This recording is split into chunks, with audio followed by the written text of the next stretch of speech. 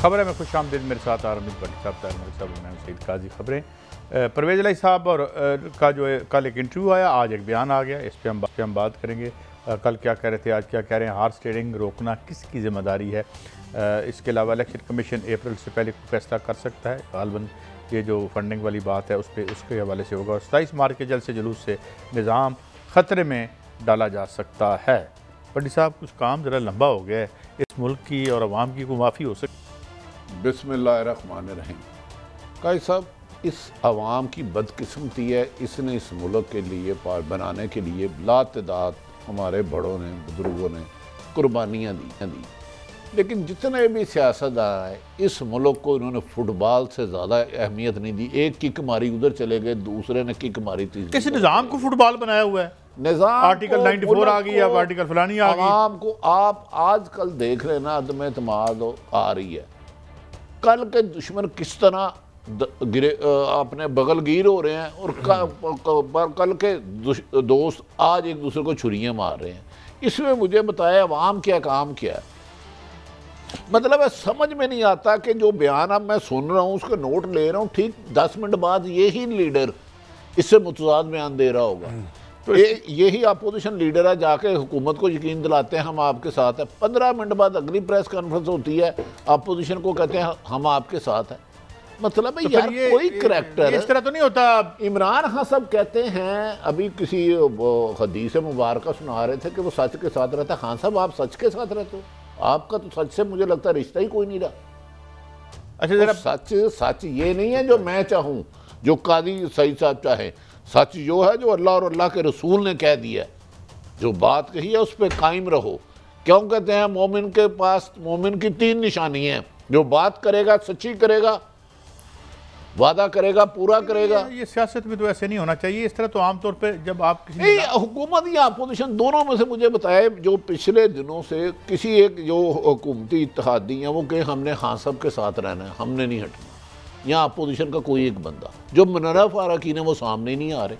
अब मुझे बताएं इसमें क्या प्रेडिक्शन। अभी कोई कह रहा था सिंध हाउस में उन्होंने रखे हुए, वो कह रहा है पंजाब हाउस में रखे हैं, वो कह रहे हैं 10 लाख बंदों में से जाओगे, 10 लाख के बंदों से आओगे। मौलाना कह रहे हैं, वो क्या कोई वैशी जट कह रहा है, कोई डीजल कह रहा है। यार अखलाकियात का जनादा निकाल दिए इन्होंने। अच्छा ये कादी साहब, ये गालबन स्पीकर हैं पंजाब असम्बली के, और हमारे आपको पता है बड़े मोहसन परवेज़ इलाही साहब से मेरी तो गप है। कह रहे हैं इनकी सोच से ज्यादा बेहतर नहीं। मलक साहब मलक साहब मैं आपकी बात सुन रहा हूं। मेरा ख्याल है हमारे सियासतदानों को संजीदा नहीं देते। नहीं, मैं आपको ज्यादा संजीदा लेता हूं, उनको कम लेता हूं। 172 से भी कई गुना ज्यादा है, तो अभी भी ये हुकूमत के इत्तेहादी बैठे हैं। यार अनबिलीवेबल बात है भाई। अगर आप ये तस्लीम कर चुके हो हुकूमत अक्सरियत खो चुकी है, आपके बकौल मेरे नहीं, प्रेस कॉन्फ्रेंस करवा दें उनकी। प्रेस कॉन्फ्रेंस खुद कहें जी हम अपोजिशन के साथ है, ये हुकूमत के साथ है। लोगों को आपने नफसियाती मरीज बना दिया। लेकिन साथ ही इसमें जो उन्होंने कहा, और पैम्पर तक की बात की, पैम्पर वो सुनी आपने पूरी तकरीर महर साहबा के प्रोग्राम? हाँ, नहीं सारी इंटरव्यू सुना है आपने? बड़ी यार कादी साहब एक जुमला अगले जुमले से वजनी है। तो 100% है, तो ये क्यों उनके साथ खड़े हैं? मलक साहब से पूछे, वो कह रहे हैं सारे इत्तेहादियों का ट्रेंड 100%, मार्जिन भी नहीं उन्होंने माइनस दिया। मलक साहब फिर इस हुकूमत के अखलाकी जवाब रहता है? कोई नहीं रहता इसमें। मेरा हाल बहस ही नहीं। मुझे ये भी समझ नहीं आ रही कि वो भी कह रहे हैं। मुझे तो खबर की हद तक जो पता चला वही लगा कि काफ लीग का जो असूल उन्होंने पार्टी ने फैसला किया, और जो ताकत उन्होंने परवेज़ साहब को दी, उन्होंने कहा जी हमने CM बनना है। हमारी ना लड़ाई अपोजिशन से है, ना दोस्ती है, ना वजीर आजम से है। मतलब ये बना दें वो बना दें। उनका सिर्फ जो मैं उनकी पॉलिसी की बात कर रहा हूँ, एक असूली बात की, क्योंकि हमेशा उन्होंने असूल की सियासत की। आपको पता है असूल की वज़ादारी की सियासत की है। उन्होंने कहा जी कि मैंने ये पार्टी का मौक़िफ़ है कि हमने CM बनना है, लिहाजा अब लड़ाई इस चीज़ की है कि इंश्योरेंस कहाँ पे है, गारंटी कहाँ पे है। और बाज़ औक़ात लगता है अगर आप आज उनके बयान पे जाएंगे तो बाज़ औक़ात ऐसे भी लगता है कि एकदम उन पर कोई दबाव भी आ जाता है, और एकदम वो थोड़ा सा U-टर्न भी कर लेते हैं। शायद उन्होंने इमरान खान से ये U-टर्न सीख लिया, कुछ इस तरह का चक्कर लगा मुझे। नहीं बस देखें ना, पार्टियों में नज़रियाती इख्तलाफ होते हैं। एक पार्टी एक सब पार्टी के साथ है, मगर यहाँ तो एक इतनी हमांगी और यकजहती है, और एक ऐसी मिसाली पोजीशन है कि भाई तुसी नहीं बना देते तुसी बना दो। मतलब इस पे आप क्या कहेंगे? नहीं, मैंने तो आपको क्रिस्टल क्लियर बात बता दी। ये पार्टी की पॉलिसी, मैं आपको खबर दे रहा हूँ कि पॉलिसी पार्टी ने सारी ने ये कहा कि हमारा कोई किसी किस्म का किसी से कोई लेना देना नहीं, हमें सिर्फ 100% जो ये इंश्योरेंस दे देगा कि आप CM पंजाब हैं, हम उसके साथ। Very good. मलक साहब, इससे सख्त जुमला कि नैपियाँ बदली जाती रही हैं, सीखने का मौका नहीं दिया। मानी कि ये जिसके बारे में बात कर रहे हैं कि वो बेचारा वॉशरूम नहीं जा सकता, तो ये इत्तेहादी जो हुकूमत के और ये वो नहीं, मैं कहें आप कहें और बात है, अपोजिशन कहें और बात एग्जैक्टली हुकूमत के इत्तेहादी और नहायत ज़ीरक सियासतदान जो इस वक्त पंजाब असम्बली के स्पीकर हैं, एक आईनी ओहदा है, और इसके बाद भी अगर आप अगले दिन कुछ कादी साहब कर लें, मुझे बताएं, मैं तो कादी साहब आज सोच रहा था कि 8-10 दिन प्रोग्रामों में बैठना ही नहीं चाहिए, क्योंकि हम एक बात करते हैं 10 मिनट बाद जो मुंह से कहता है वो कहते हैं ब्लैकमेल नहीं होंगे। इमरान खान साहब बिल्कुल सही कहते हैं। आपको पता है किस किस हुकूमती को क्या क्या ऑफर हो गई, अनबिलीवेबल। ये 20 करोड़ तो बहुत पीछे रह गया है। अच्छा, काम तो अरबों पे पहुंच गया है। अल्लाह अल्लाह अल्लाह। ये बस 1 साल की जो बाकी हुकूमत उसके लिए ये 10-15 दिन में इस सारे ये जो रेट बढ़े हैं ना, अनबिलीवेबल है।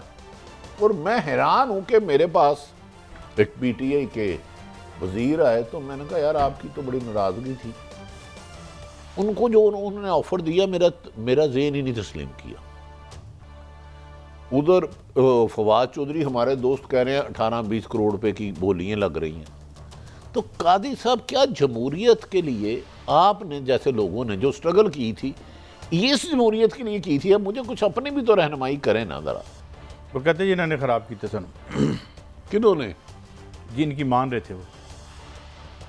अगर कादी साहब, अब मैं अखलाकियात का तो जनाजा इसे धूम से उठना चाहिए। पहली दफ़ा वक्त आया 3.5 साल में कि अपोजिशन की संजीदा कोशिश हुई है, वरना इमरान साहब हमेशा कहते हैं ना, जालिम और मजलूम का साथ देना चाहिए। इमरान खान साहब से एक गुजारिश है, आप हमारे वजीर आके ऑन ऑथ कह दें, जब चेयरमैन सेनेट के खिलाफ अदम एतमाद आई थी, आपका क्या रोल था, और जिनको आज आप ताना दे रहे हैं उनका क्या था। जब आपने एतमाद का वोट लिया, अच्छाई और बुराई की तरफ लोगों को भेज दिया ना, न्यूट्रल हमें तो जानवर बना दिया। उन्होंने कहा जी इंसान तो न्यूट्रल हो ही नहीं सकता, जानवर न्यूट्रल होता है क्योंकि वो चीड़ फाड़ करता रहता है। तो कादी साहब, ऐसे में मुझे बताएं इस कौम का फ्यूचर क्या है, आपकी इकॉनमी, आप जो अगर फिगर देते हैं कि ज़मीन बोझ हो गई है, अमेरिका जैसा मुल्क ख़त्म हो गया, और हमारी लड़ाई क्या है कि मेरे साथ आ जाए तो तेरे सारी खामियाँ दूर, तेरे करप्शन भी जायज़, तेरा डाका भी जायज़, चोरी भी जायज़, ना आया तो तू मुल्क का दुश्मन है।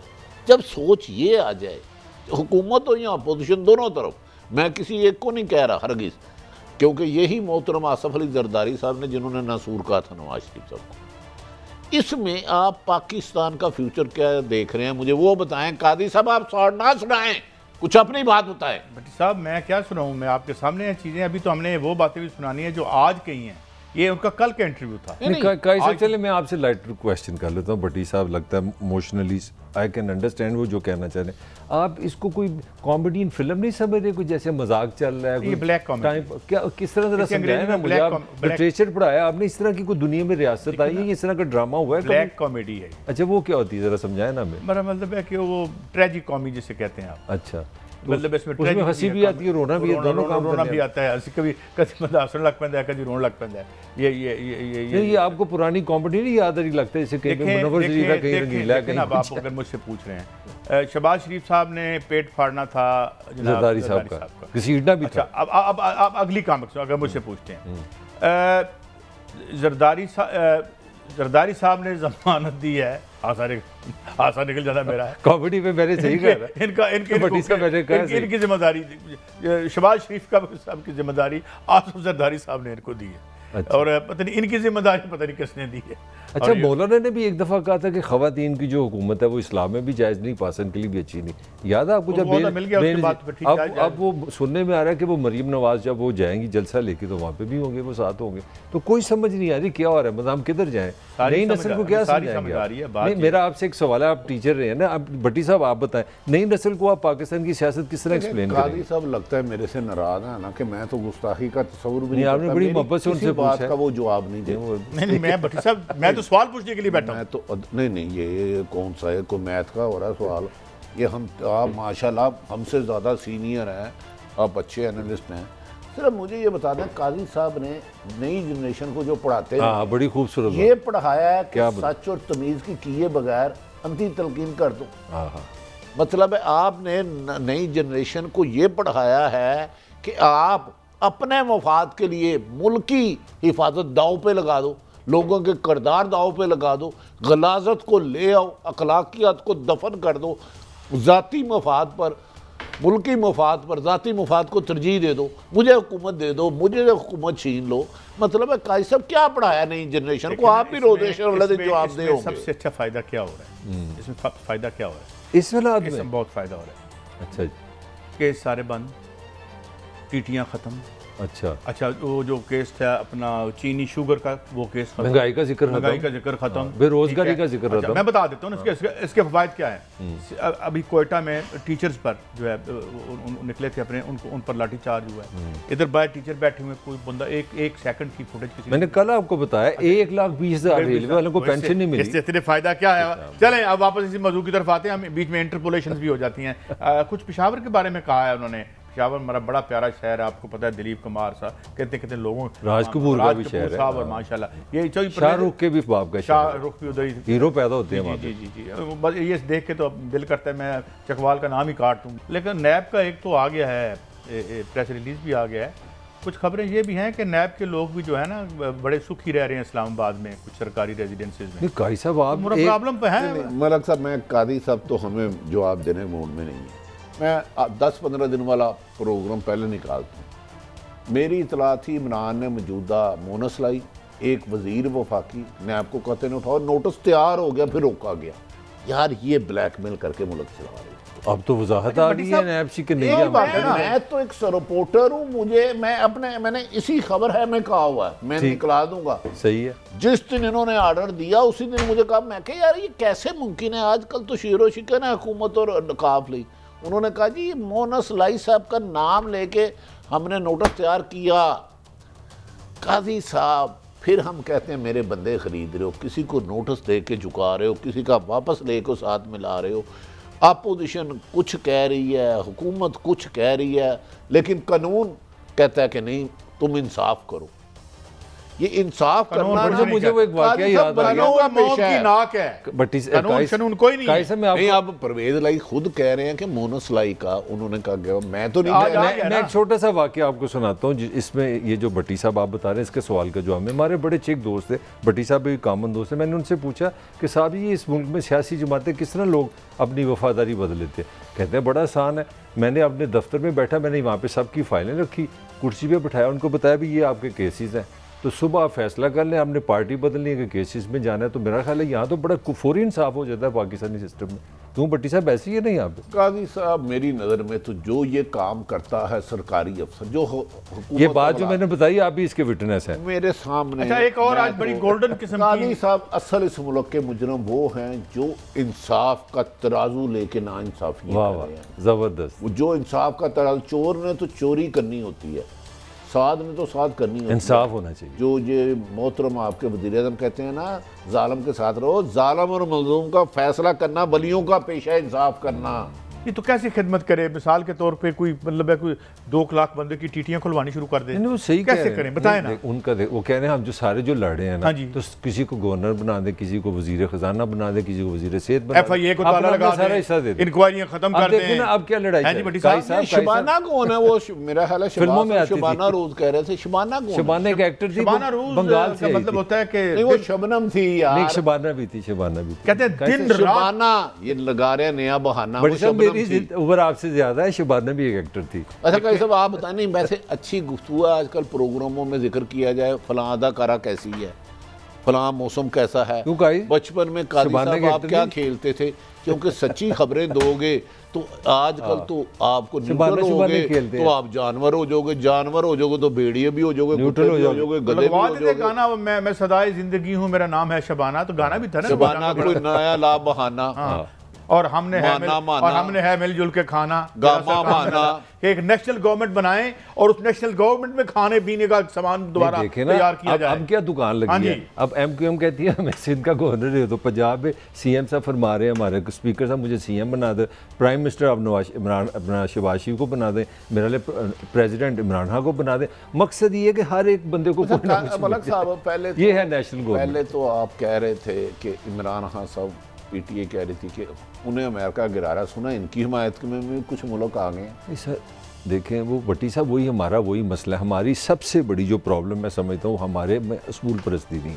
अगर आप मेरी हमायत में है, अगर आप मेरे साथ अच्छे हैं तो फिर रूल ठीक है, मैं न्यूट्रल हूँ, फिर न्यूट्रल है। आज अगर इमरान खान साहब इस बच जाएं इस मैं समझ रहा हूँ अदम एतमाद से, और अमेरिका से प्रेसिडेंट का फ़ोन आ जाए तो वो पता क्या कहेंगे, मैं तो मगरिब का एक्सपर्ट हूँ, वो मुझे जानते हैं, मैं आपको बताता हूँ पाकिस्तान के कितने फ़ायदे होंगे अमेरिका के साथ। मैं आपकी हमायत कह दूँ तो आप मुझे अच्छा कहेंगे, मैं कादी साहब से इख्तलाफ कह दूँ तो मैं जानवरों में चले जाऊँगा। मुझे ब्रेक लेनी है, मुझे कोई CM बना दे, मुझे कोई ओहदा चाहिए, MQM दे दे, मुझे कोई इतराज़ नहीं है, वो भी मेरी बड़ी दिल के करीब है, पीपल्स पार्टी दे दे, PTI दे दे, हम हाजिर हैं, कोई और खिदमत साढ़े लाख। लेकिन इसके बाद एक ब्रेक, और ब्रेक के बाद हम हाजिर होंगे। हॉर्स ट्रेडिंग जो है तो बड़ा लिक्विडेटिव काम है, इसको क्यों ख़त्म करना है यार, कुछ खाना पीना भी तो है हमने। एक ब्रेक के बाद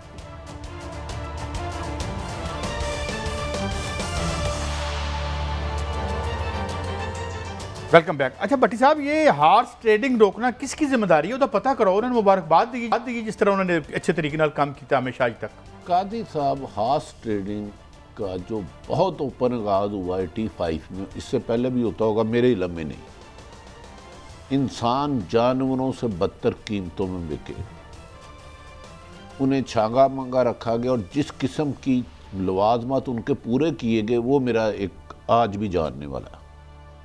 आप तस्वुर भी नहीं कर सकते समझ पाकिस्तान का, और वो आज भी ये सिलसिला उसी तरह जारी है। कभी खरीदने वाला बदल जाता है, कभी बिकने वाला बदल जाता है, लेकिन बिक रहे हैं ये। और बिकने के लिए हर कोई बेताब भी है, बेताब है, बेचैन है, खरीदने के लिए भी और बेचैन पे भी। इधर आपका ज़मीर मुर्दा हो सही, आपको मौत की हकीकत का यकीन ना हो। ये बात तो खान साहब ने भी कही है, जरा सुनाएं।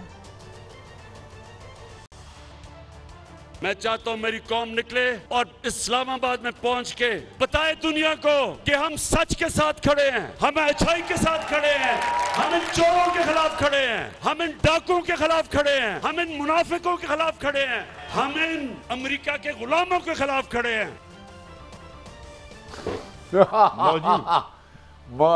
मौलाना इमरान खान साहब, सच और अच्छाई इसका फैसला कौन करेगा? सच और अच्छाई का फैसला करना ही पैगंबरों का काम है। कादी साहब, जो भी किसी आदमी के पास जो एक शख्स जाता है, दोनों आजकल कस्में खा रहे होते हैं। मैं इस सच को कैसे मान लूं कि मलक अपना लूटा हुआ माल मेरे पे लगा रहा है तो ये अच्छाई है?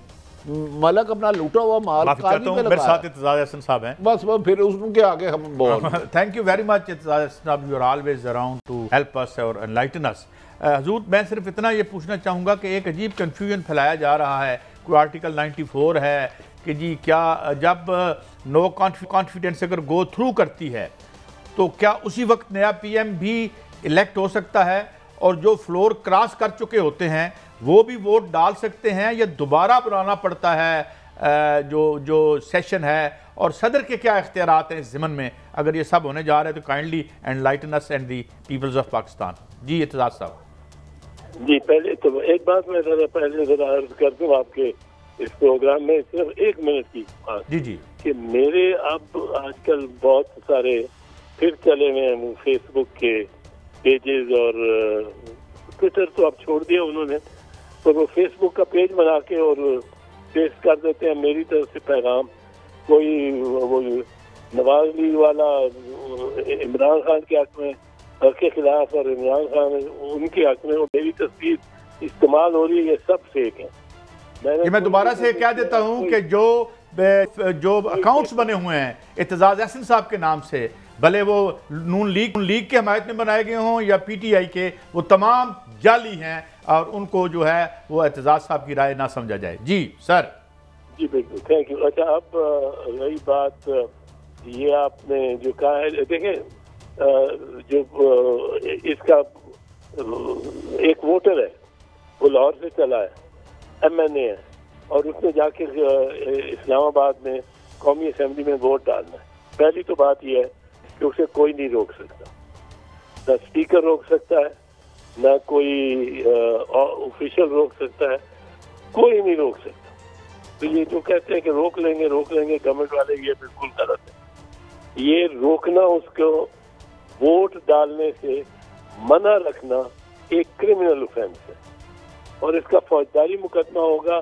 हाँ, ये पार्लियामेंट के अंदर की प्रोसीडिंग हो, पर कुछ प्रोसीडिंग्स हैं जो पार्लियामेंट के अंदर होती हैं वो लेकिन प्रोटेक्टेड नहीं होती। अगर पाकिस्तान पार्लियामेंट के अंदर आप किसी को गोली मार दें तो वो प्रोटेक्टेड तो नहीं होगी, वो privilege of precinct of parliament और स्पीकर वगैरह के से बाहर होता है। इसी तरह के किसी को वोट डालने से, मेंबर को वोट डालने से रोके, वो स्पीकर रोके या कोई और रोके, वो जुर्म है और उसके जुर्म उसमें बाकायदा FIR हो सकती है।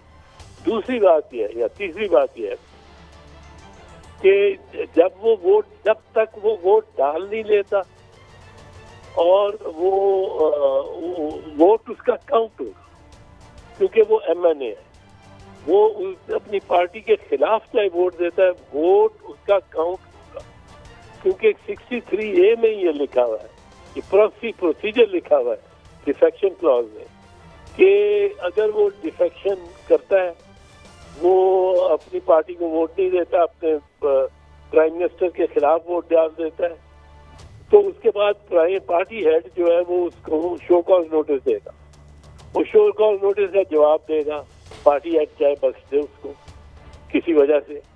फिर अगर पार्टी हेड नहीं बख्शता तो पार्टी हेड एक डिक्लेरेशन दे के कि वो डिस्क्वालिफाइड है, वो भेज देगा इलेक्शन कमीशन को।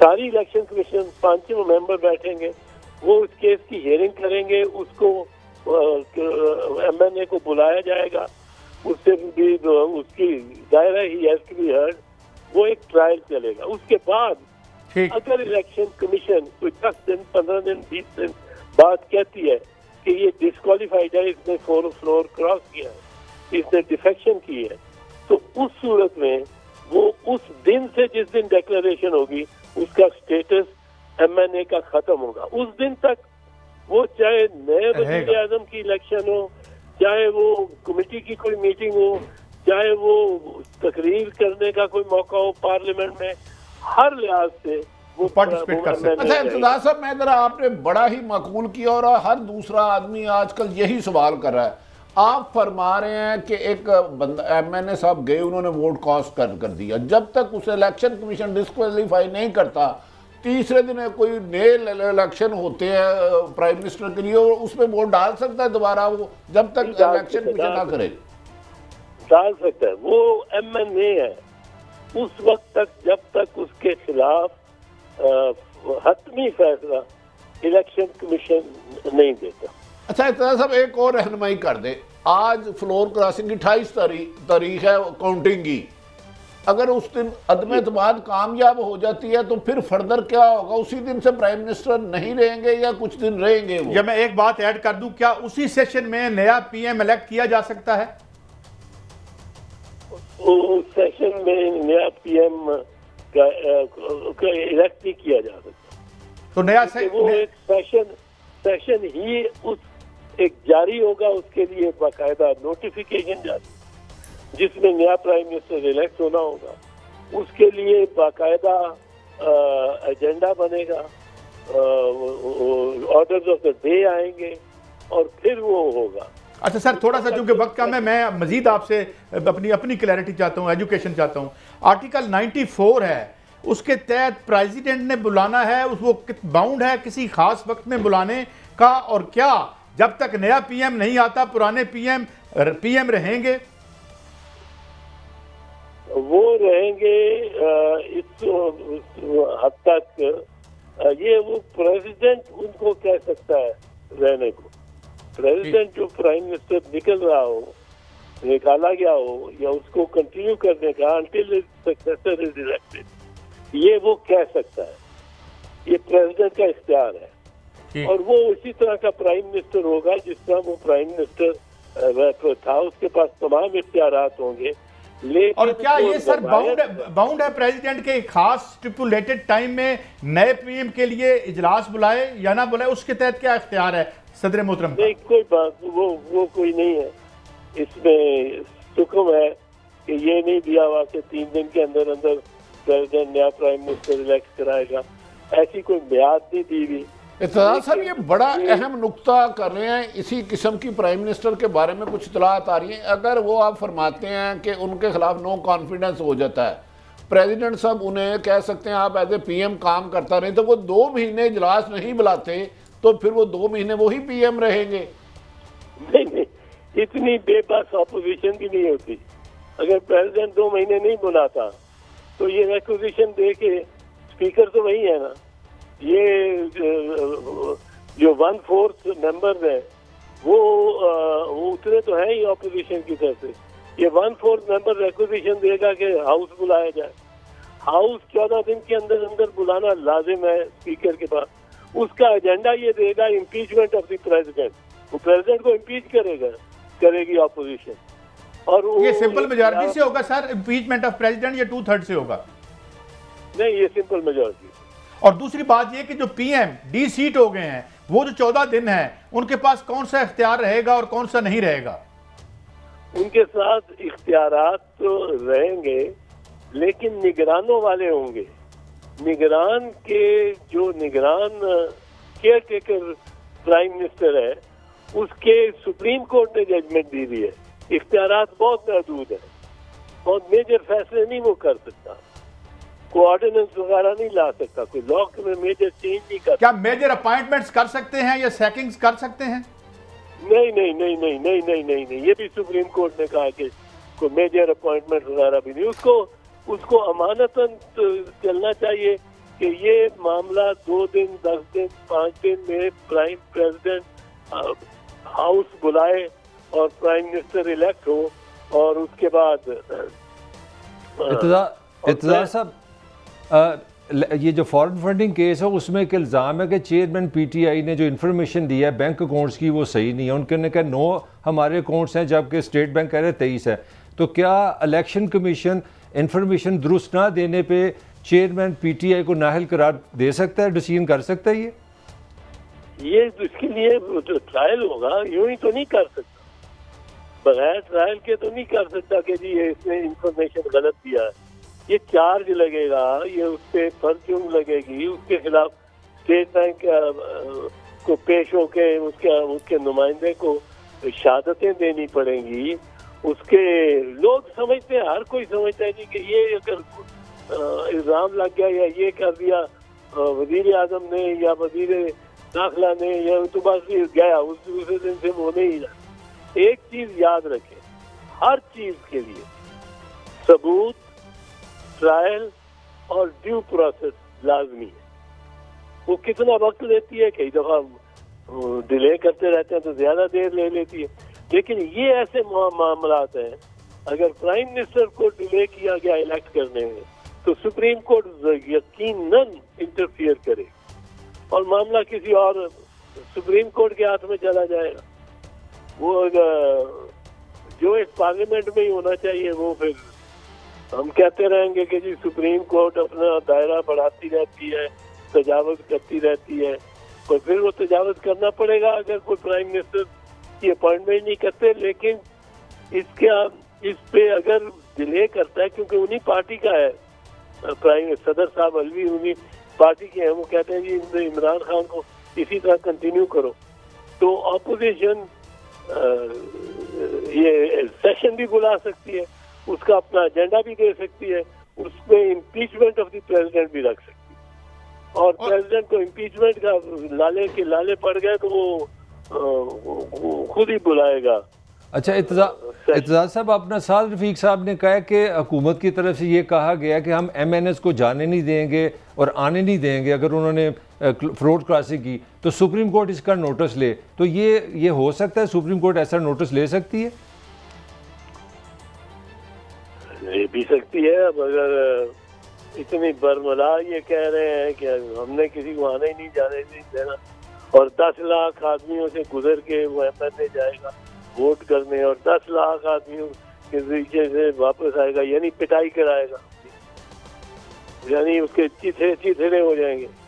ये तो वज़रा को तो कमल मुझे नहीं समझ आती। और आखिरी सवाल मेरा इत्तेजाज साहब कि अगर PM दोबारा इलेक्ट नहीं हो पाता किसी वजह से, तो फिर क्या असेंबलियां खुद ब खुद डिसॉल्व हो जाती हैं? हाँ, अगर एक मुनासिब अर्था, वो भी उसका भी टाइम नहीं दिया गया, पर 2-4 मौके देता है प्रेसिडेंट, किसी को बुला के कहता है मैं तुम्हें नामजद करता हूँ वजीर आजम, और आप वोट ऑफ कॉन्फिडेंस ले लेना महीने या वो है 7 दिन के अंदर, 7 दिन के अंदर आप वोट ऑफ कॉन्फिडेंस ले लेना, तो वो वोट ऑफ कॉन्फिडेंस नहीं ले सकता। दूसरा को बुलाते हैं वो भी नहीं ले सकता, तो कोई मेजॉरिटी ले ही नहीं सकता। तो फिर the president has the duty to dissolve the assembly. And provincial assemblies also, या they would stay? नहीं, प्रोविंशियल असेंबली को कुछ नहीं होता, वो तो रहेंगी, वो अपनी है, उनकी अपनी शिनाख्त है, वो नहीं जाती। थैंक यू, बहुत आपने मुख्तसर वक्त में हमें बता दिया, and we are always very thankful to you Aitzaz Hasan साहब। तो बहुत सी बातें सामने आ गई हैं। ब्रेक है और इस ब्रेक के बाद हाज़िर होते हैं। तो फिर ये जो 27 मार्च वाला मामला है कि क्या बड़ा फैसला आ रहा है इलेक्शन कमीशन की तरफ से, और जलसे जुलूस जो हैं उनका क्या सिलसिला है ब्रेक के बाद। Welcome back. भट्टी साहब, ये जलसे हो रहे हैं और खासी क्राउड्स भी ड्रा कर रहे हैं खान साहब, तो वो बेसिकली अब क्या ये लड़ाई सियासत के मैदान में ले गए हैं और जलसे जुलूस के मैदान में ले गए हैं? सब जलसे करना तो हर पॉलिटिशियन का हक है, लेकिन मेरी समझ से बाहर है, अदम एतमाद आई है, उसको कामयाब या नाकाम करना हुकूमत और अपोजिशन का काम है, और उसका फैसला मुकद्दस ऐवान असम्बली में होना है। जलसों से क्या तासुर होगा? देखें, अगर वो अपोजिशन 172 आदमी पूरे नहीं कर सकती तो अदम एतमाद नाकाम हो गई, वज़ीर आज़म कामयाब हो गई, बाकी 6 महीने उनकी तरफ कोई देख भी नहीं सकता। खुसूसन इस जलसों में जो डी चौक का जिक्र कर रहे हैं, चलो दीर किया, हाफिजाबाद किया, वो अलग डिबेट है, उधर अपोजिशन भी आ जाती है, हुकूमत भी आ जाती है। ये 10 लाख कह रहे हैं, 10 लाख तो है शायद 10-10 हज़ार का, सब दोनों जमातें अपोजिशन और हुकूमत आमने सामने आ जाती है। मुझे बताएं, क्या किसी में कैपेसिटी है उधर तसादम को रोक सके? क्या होगा फिर? एक आप 10,000 बंदा ले जाते हैं, एक मलक साहब ले जाते हैं, उन्हें कोई दुनिया की ताकत कत्लो गारत से, नुकसान से, तसादम से नहीं रोक सकती। अब चाहते क्या है इस मुल्क के साथ? हुकूमत और अपोजिशन दोनों से मेरा सवाल है। हमने हुकूमत को एक प्लाट समझ लिया है जिस पे हमने कब्जा करना है, मुझे तो यही लगता है। कब्जा करना, क्या करूं? काई साहब अपनी जुबान पे वो कब्जा करना है अभी। ये देखे ना, यही है ना, कब्जा देखे ना। पहले तो अच्छा मलक साहब मेरी गल माइंड ना करना, पहले भी छड़ाया गया सी, यदि बड़ी तकलीफ ने बहुत तकलीफ में आप, वो भी कब्जा ही था। अच्छा, ये जी, वो कहते थे अगले 5-7 भी जो आला तरीन सीटों पर बैठने वाले हैं ना, वो हमारे ही अपॉइंट होंगे। वो तो अपने पैदा होने वाले 7वीं नस्ल को भी कहते थे बेटा तू ही प्राइम मिनिस्टर। अच्छा, ये जो मार्च है ना, इस मार्च में मैं थोड़ी सी आपको खबर दे दूं कि नून ने ना पूरी अपनी एनर्जी लगाने का फैसला कर लिया। तो नून ये जो 27 को उन्होंने कहा है ना, अपना कॉल 25 को जो दी है कि वहाँ पहुँचना है, तो हमजा शहबाज चलेंगे यहाँ से साउथ पंजाब से, वो सारे अपनी पार्टी के लोगों को बहुत बड़ा एक समुंदर इंसानों का, जो आप समझ गए मैं क्या कहना चाह रहा हूँ, लाहौर लेके आएंगे। वहाँ से लाहौर से मरीम नवाज़ उसको कंट्रोल कर लेगी। मरीम नवाज GT रोड से लेके जाएगी पिंडी। तो हमजा साहब लाहौर से वापस जुनून में वो फिर मतैती में आ जाएंगे ना, वो फिर समझा कादी साहब नहीं। आगे थोड़ा सा मैं बता दूं, फिर पिंडी से फिर अपना शहबाज शरीफ साहब सदर जो मुस्लिम लीग नून है वो कंट्रोल संभाल लेंगे। पिंडी से इस्लामाबाद वो लेके जाएंगे। तो आपको एक जहाँ पे 20 लाख लोग अपना आ रहे हैं, PTI से मेरा हो सकता है 20-30 करोड़ इधर से भी आ जाए। तो ये कितने हज़ार लोगों का जमे गफीर होगा? मेरा ख्याल है ये 1000 तो 18,000 बंदे ही आए। मैं थोड़ा सा वैसे बात करनी नहीं चाहिए, थोड़ी कर ही दूँ। जो हमारा जो पॉलिटिकल हिस्ट्री है, जो थोड़ी सी खबरें भी हैं, होना माना कुछ भी नहीं है। यहाँ आपकी अदालतों से डंडा आ जाना कि भी खबरदार किसी ने ऐसा काम किया। बाकी आपके कुछ ममालिक, कुछ ऐसे ममालिक भी हैं जो आप पे आंख रख के बैठे हैं, देखें कहीं ना कहीं से डंडा आ जाना, सब ठंडा ठार काम हो जाए। डंडा आए ना आए, मेरा ख्याल है हुकूमत और अपोजिशन को अवामी तसादम कराने से गुरेज करना चाहिए। तो अनाउंस कर रहे हैं, आप कहते हैं गुरेज करना चाहिए। मैं भी तो राय, ये दुनिया की पहली हुकूमत है जो अपोजिशन से ज्यादा अग्रेसिव है। बात ये है, मेरी बात सुनिए, जिन्होंने यहाँ मकामी एस्टेब्लिशमेंट के पांव पकड़े हुए थे, उन्होंने अब आलमी एस्टेब्लिशमेंट के पांव, ये भी बड़ी पुरानी बात है। मुश्किल है, बड़ी पुरानी बात है काई साहब, बड़ी पुरानी बात। पुरानी क्या बात? क्या पुरानी बात सर? यहाँ पर सामने हमेशा फॉरेन फैक्टर है। आज ना 10 साल पहले भी था, 25 साल पहले भी था। कह रहा हूँ ना, बेनजीर 96 में कहाँ मिली थी? मुशर्रफ को पासन में मिली थी, अबू धाबी में मिली। मैं कहता हूँ कि एक मियाँ साहब को ठीक साबित करने के लिए 7.5 बिलियन लोग चोर हैं। मैं आपकी बात मान लेता हूँ, मगर बात यह है कि 23-24 तारीख को कुछ सुना है दूसरे मुल्क के लोगों को मियाँ साहब इंटरव्यू देने जा रहे हैं। अच्छा, ये झगड़ा और बढ़ेगा। ये कहानी इतनी आसान नहीं है, और इस दफा जो कब्जा छुड़वाया गया है ना, उस पर दोबारा कब्जा करना इतना आसान कहानी का एक फिक्र में आपकी ख्वाहिश है, आपकी जगह। बट काजी साहब इस कहानी में और फजल रहमान साहब भी न्यूट्रल हो जाएंगे, मैं ये बता दूं आपको। पाकिस्तान के अवाम नहीं इस कहानी में, जो मर्जी आप कहानी